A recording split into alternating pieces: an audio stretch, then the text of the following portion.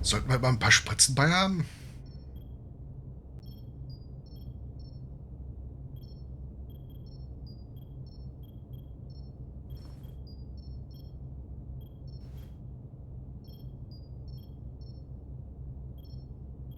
Well, that was quite a scare.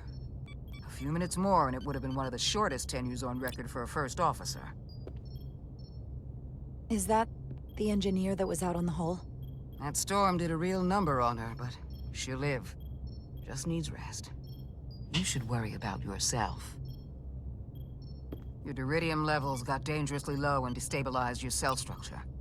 This is definitely one of the more memorable first days I can think of. My name is Dr. Aram Duval, Chief Medical Officer. To be honest, I've never met a Kobliad before. You're... Rare. I know. I was going to say special. Your people's numbers have dwindled, despite the Federation's efforts to find a more readily available alternative to the diridium you need to survive. Yet you joined Starfleet, and managed to thrive. I imagine the responsibility must be overwhelming. Maybe even a burden at times. I don't like the attention it brings. Being treated differently than everyone else. But you are different. That's not something you can change. True. But sometimes it makes it even more difficult than it already is. And don't worry, I won't treat you like a science experiment. I just do the science and leave the experiments to Solano. You don't agree with his methods? I don't agree with his definition of acceptable risks. Not when the lives of your crew are at stake. My professional opinion is that the accident took a toll. More than he's willing to admit. He's overstressed, operating in the pressure cooker of his own mind. Which is never a good headspace when the lives of your crew are at stake. What concerns me is that now he's even further away from the thing he's been chasing his entire career. Breakthrough discovery. The major innovation. Something he can put his name on. But the more the time passes and the further out of reach it gets, the more risk he'll be willing to take. I think after what happened, Captain Solano's learned his lesson. And whatever ambition he once had is on hold for a while. He may say that, but we'll see what happens. And I have to give you credit for what happened on the bridge. It took guts to defy a direct order. Huh. I guess word travels fast around here. It's a small ship, and everyone's curious about the new XO. Fortunately, your cell structure's almost completely stabilized. And I'll spare us both the lecture, but I do feel it's my responsibility to remind you, without regular infusions of diridium, you will not live. It's as simple as that. Understood. Then, my work here is done.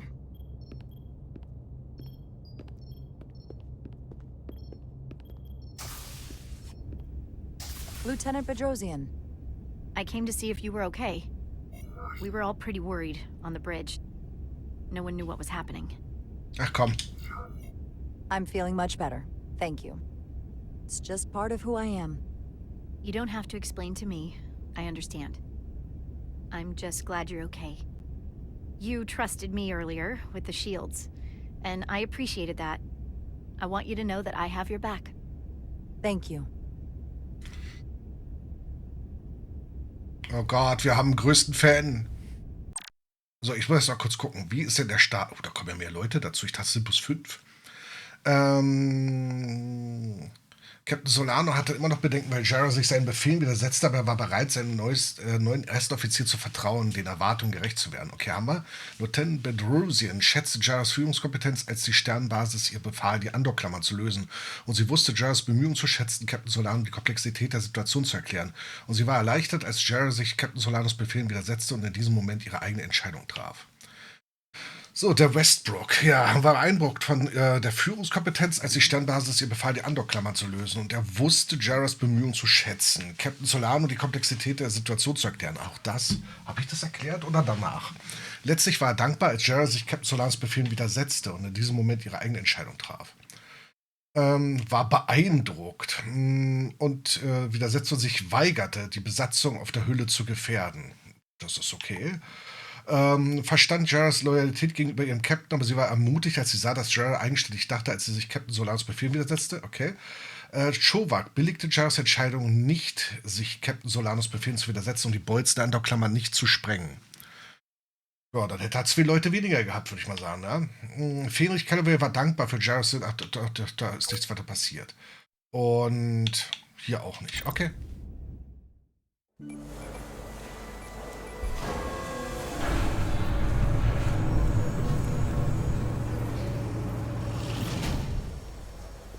Complete the diagnostic sequence, and this shuttle will be cleared for service.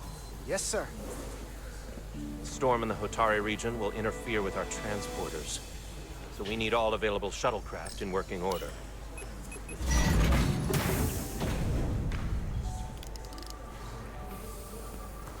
Excuse me, Commander Chowak. Petty Officer Maris, I will leave you to your work.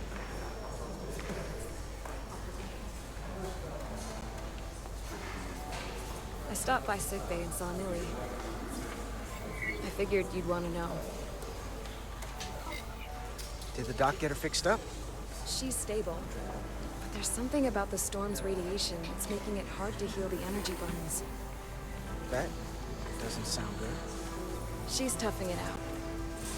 Dr. Duvall said she'll be back on duty soon, though. Come on.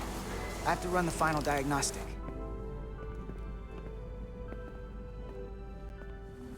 I can't stay long. I've got a long to-do list before we get to Hotari, and things are piling on faster than I can check them off. We're making all our last-minute checks and security, too. We'll just have to take things as they come. Control what we can, and roll with the punches. Next thing you're gonna tell me you're listening to Andorian jazz. No. The point is, the right time might never come. So, I'm just gonna roll with it. I had a chance to think about this while I was away. Then you and Nilly almost got killed out on the hull. And I thought it was important that I just come out and tell you. Instead of tiptoeing around it. Or worse. Miranda, is everything all right? Yeah, I'm fine. Maybe even better than fine. What I'm trying to say is, we've been really good friends for a long time. But I got back here and I couldn't ignore it anymore. I want to see if there's more between us than just being friends.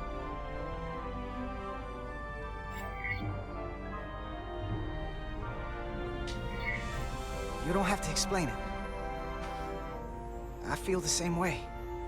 There is something between us. So, do you want to find out what that something is? Maybe. If it's there for you, and it's there for me, why not give it a try?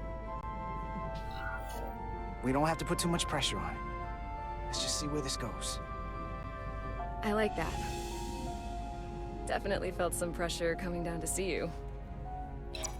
Ach These ja. are uncharted territories. I'd call it a chemistry experiment. You know, with us.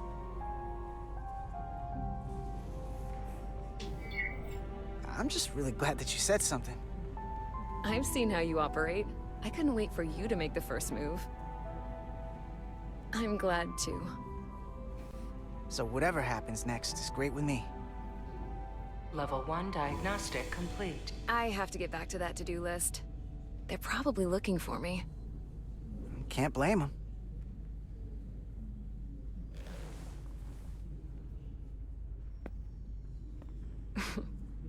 I'll be seeing you. Vor allem, sie weiß immer, wo wir sind. Ne? Durch unseren Kommunikator.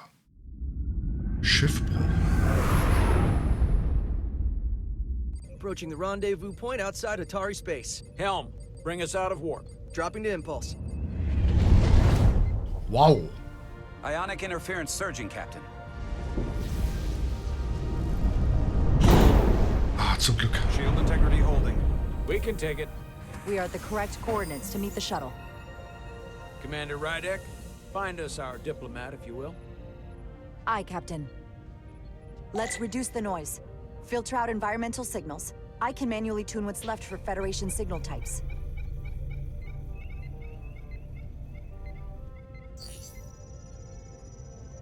I've located the shuttle. Opening comms. On screen. Shuttle to Resolute. Shuttle to Resolute. Debris field. Lost maneuvering. Traktorstrahl. Losing. I can't get it any clearer. It won't get a transporter lock. It's just not happening. Power up the tractor beam. We'll pull them directly into the docking bay.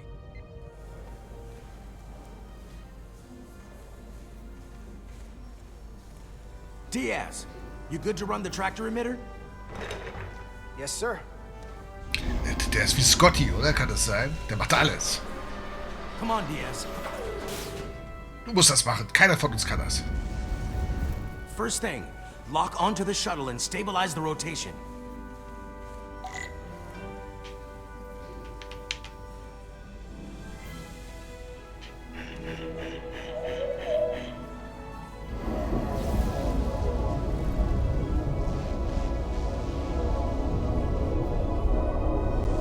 Oh. We're pulling in debris.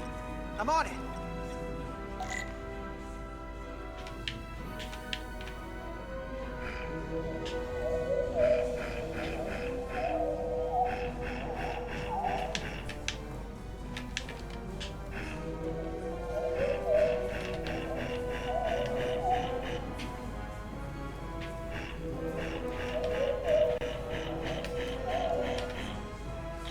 Hui. Oh. Was passiert da? That's gonna take out the shuttle. Diaz, the bridge. There's a large piece of debris headed for the shuttle. The tractor beam can't handle it. Can our shields take it? I believe so. Commander Ryder, plot an intercept course. On it.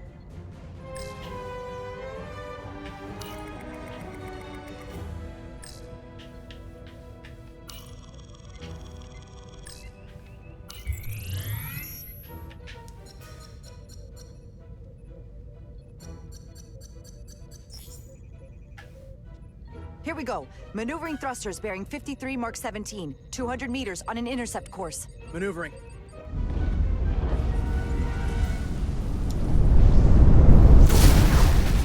Got it. Whoa! Someone's working hard on the bridge.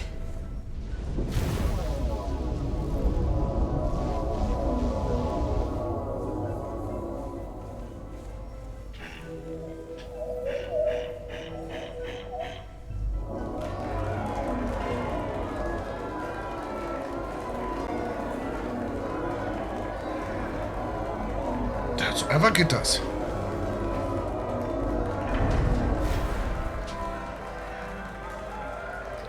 USS Excelsior. We got the shuttlecraft on board. Good job. We're on our way down to meet them.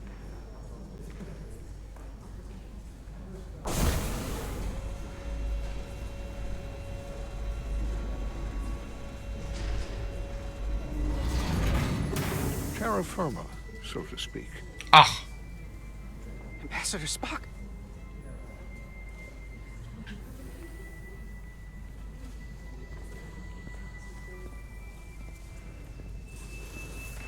The captain will be right down to meet you, sir. In that case, I will wait for him here. Haben Sie die Stimme?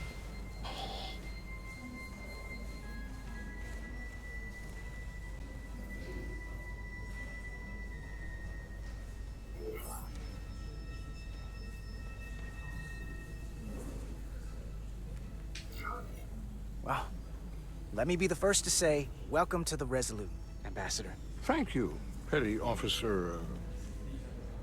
Carter? Carter Diaz. Sir. I am pleased to meet you, Petty Officer Carter Diaz. It appears I have you to thank for my safe arrival. Your assistance arrived not a moment too soon, if I may say so. Well, it wasn't all me. I got some help from upstairs. A bombastic approach to clearing debris. We thought we were prepared for our arrival in Hotari space, but it is evident my craft was not sufficiently robust for such intense ionic activity. The storm has been pretty intense. There was an element that was most unusual. Before you came to our aid, our maneuvering thrusters and impulse engines were rendered inoperable. So we attempted a short traversal at warp speed, only to find that we could not achieve warp at all, even though our diagnostics computer showed no faults or anomalies. Okay. What do you make of that? When all indications say that warp speed is possible, but in practice, we find it is not. Well, this storm is one of the strangest phenomena we've ever encountered. It's disrupted other systems. Who knows what it might do to a warp drive?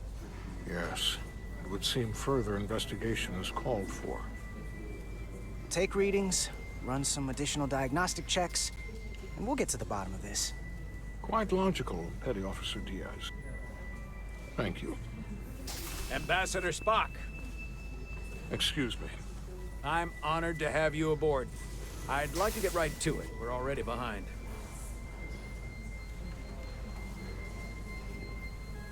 Ah, ist ja schön, Spock zu sehen.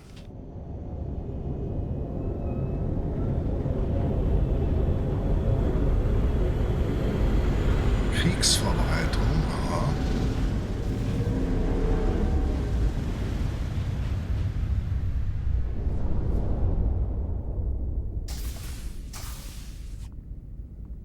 Ambassador Spock, my senior staff.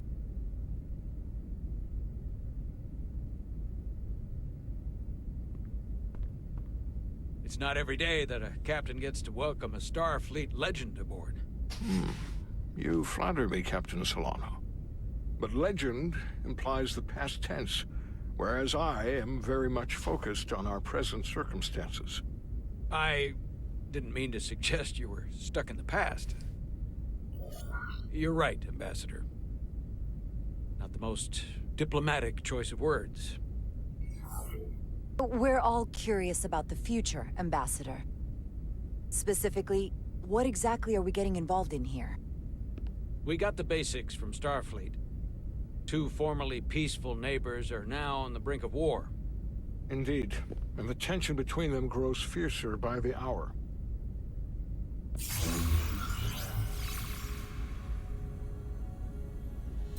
Lydia and Hotari.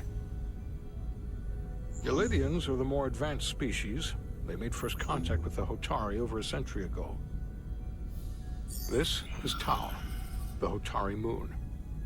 It is rich in dilithium, and for decades, the Hotari and the Lydians have shared a mining operation there. The Lydians provide the technological resources, while the Hotari have served as the labor force.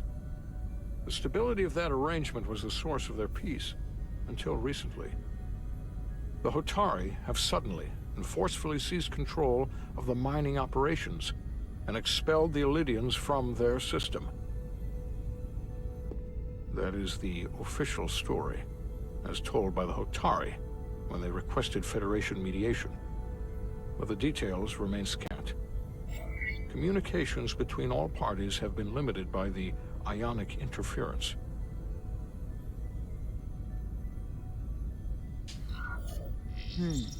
Have the Elydians retaliated against the Hotari? Or taken any action against them? Surprisingly, they have not yet responded in kind. They were open to a Federation presence, but it is unlikely the relatively primitive Hotari forces would stand a chance against the Elydian fleet in open war. Left unchecked, this conflict will result in more bloodshed, which is what we are here to prevent. And the dilithium trade hangs in the balance. Clearly, the Hotari have been exploited in this relationship. Maybe we can persuade them peace is the more profitable alternative for everyone. They both profited from the mines. And for the Hotari, something is better than nothing. Peace is our objective, after all. That is correct. We can call it profitable or mutually beneficial, but at the end of the day, the Hotari are still being exploited for their own resources. True peace is not merely the absence of war. And as such, this conflict will surely come again. Neither the Illidians or the Hotari are members of the Federation, so we can't make them do anything. There is an additional complicating factor I should mention. In the past, the Federation has relied on the Illidians as a source of dilithium. That certainly changes things. Federation sources its dilithium from a lot of places.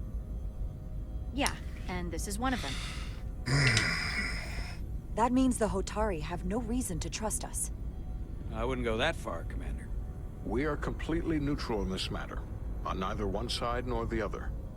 Any suggestion otherwise would compromise our position. Given the Federation's involvement in the Illidium dilithium trade, Captain Solano and I must make every effort to appear neutral in these negotiations. What worries me is if this whole thing unravels, and we're at the mercy of the storm at less than full strength. We can't let it come to that. Considering what the Ion Storm has done to our ship, and the Ambassador's shuttle, we have to assume the Illidian fleet has had problems with it as well. This recent surge in the energy disturbance temporarily levels the playing field. Commander Westbrook is correct. The energy anomalies around the Hotari systems have been noted in the past. But they have never been observed on the orders of magnitude we have seen in recent weeks. If it's keeping the two sides talking instead of shooting at each other, that actually helps us negotiate a peace. And we'll take advantage of that as long as it works in our favor. And when it doesn't? All the more reason to learn as much about it as we can while we are here. We do not want to be caught unprepared, should the energy anomaly continue to fluctuate. So I trust we understand our circumstances. We're operating on a strict timetable here, and we're going to be leaving for the negotiations shortly. Commander Westbrook, I want you to leverage our systems to investigate the anomaly from here while we're gone. Aye, Captain. Thank you all. Dismissed. I want to speak to both of you privately. Uh-oh. Ambassador Spock, I'd like to make a formal introduction. My first officer, Commander Jara Rydek. Commander, as you are aware, there are limits to what Captain Solano and I can do in our official capacity as representatives of the Federation. But someone in an unofficial capacity, your first officer, for example, would not be bound by those restrictions. Commander Rydek could ingratiate herself to certain parties behind the scenes, where they may be more candid in revealing information that could lead to a resolution. She certainly goes her own way. Maybe that helps in this case. It would be unconventional, but I'm not opposed to it. I'm perfectly happy to work outside the lines. And by extension, you will be doing your duty, Commander. Just not too far outside the lines. Well, I hope Commander Rydek will have more luck finding out what really happened than we will through official diplomatic channels. The fate of the negotiations, the interests of the Federation, and the prospect for peace may very well depend on it.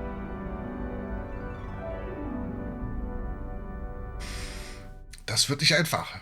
Ich muss mal kurz, warte, halt, so, ich will mal gucken, was sich jetzt hier verändert hat. Ne? Da nix, mit denen hatten wir auch keinen Kontakt.